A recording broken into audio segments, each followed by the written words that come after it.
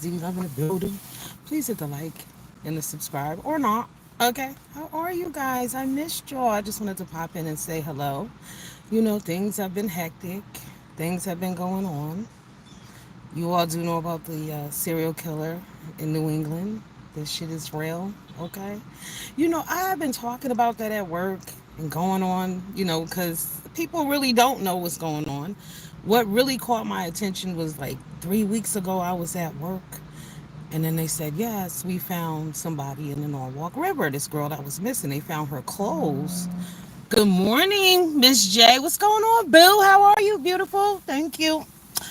Yeah, so I was at work and I, like the news things pop up on your phone and they found a body in the Norwalk River. Now, what caught me, the Norwalk River runs from like Danbury all the way down, but I just happened to be in Norwalk. So I'm like, wait, what? So then I noticed it was Norwalk PD. So I'm like, wait, they found this body around here. Right. So that's one of the 8 people that have been found so far.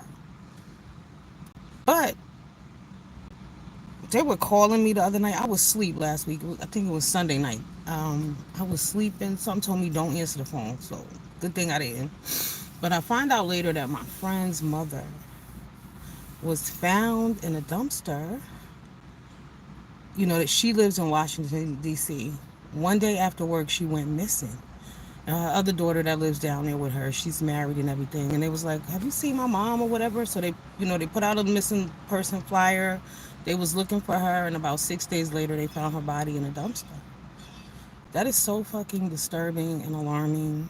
And we all need to be aware. Like we have internet now, so you see how people get abducted off busy streets. Like this lady was last seen in front of her house. But what's really crazy is that this is not the first time someone connected to me that this has happened to. When I was a little girl, I might have been like maybe 10 or 11. But there was a girl, she was my friends. We all lived, like they lived next door to me, her cousin, so we all played together. But this is when like crack first came out. And they found her body in the dumpster too.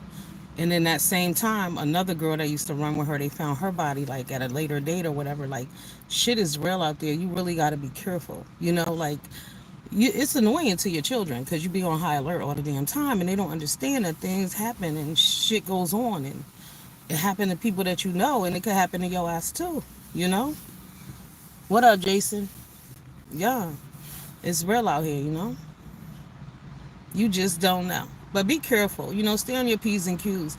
And the thing about it, like even with the New England serial killer, because I've always, ever since the internet was available to me, I always been like, I be looking shit up, I'm reading crime stories and all that. That's my thing. Like, I'm nosy, I guess. Anyway, but what struck me about the ladies in New England, like when people think, oh, these women are being, they're being abducted, oh, they finding bodies, they automatically assume that these women are crackheads, and they're not. Everyday working women. So I'm like, where are they meeting this person? Is this person on the fucking, dating website or whatever? Like, it's crazy. Because not only did they find one body in Norwalk, one of the girls they found, like, where they find, forget, maybe upstate somewhere, like Oxford that way. She's from Norwalk. And I remember when she went missing, and then when they found her, I said, oh my God, it must be your boyfriend. But it wasn't. It's just crazy. So what happened? Who, what, when, where, how, and why? Shit is real. Good morning, Oman Cooking. Hey, Queen Joyous. Yeah. So that's how I tell people, stop being on that bullshit. Oh, you don't call people, you don't contact your family, you don't check in. Check in with your peoples. So if some shit happens, somebody will notice. Just do it. Seriously, just do it. So on a lighter note, I went to the dollar store the other day, right?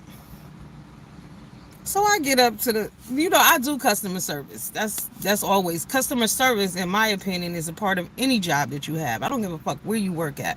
Customer service is a part of that. You need to be saying hello, good morning to people. How are you? Because your ass is at work and that's what you're getting paid to do.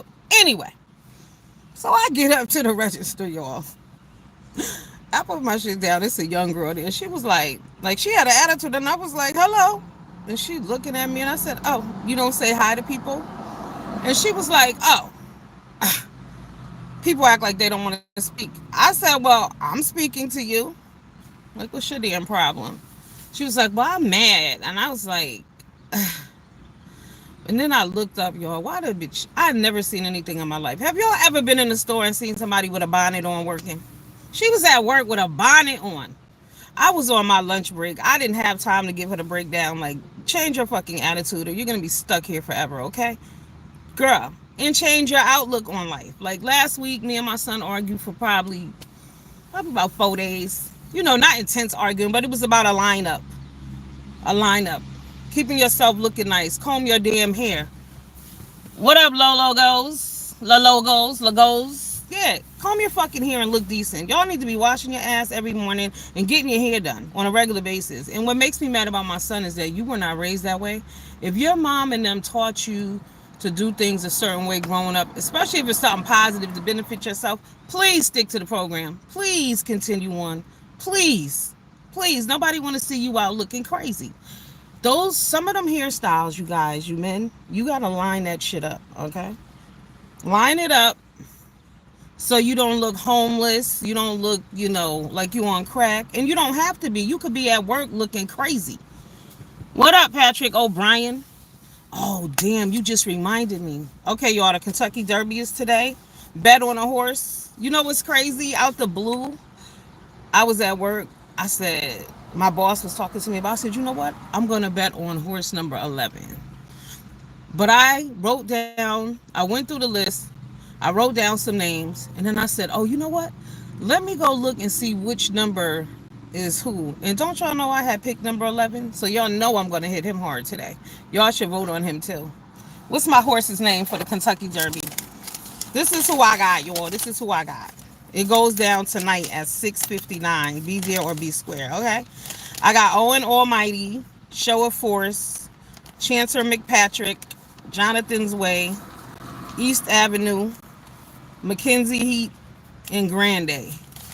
Okay? Make sure y'all play too.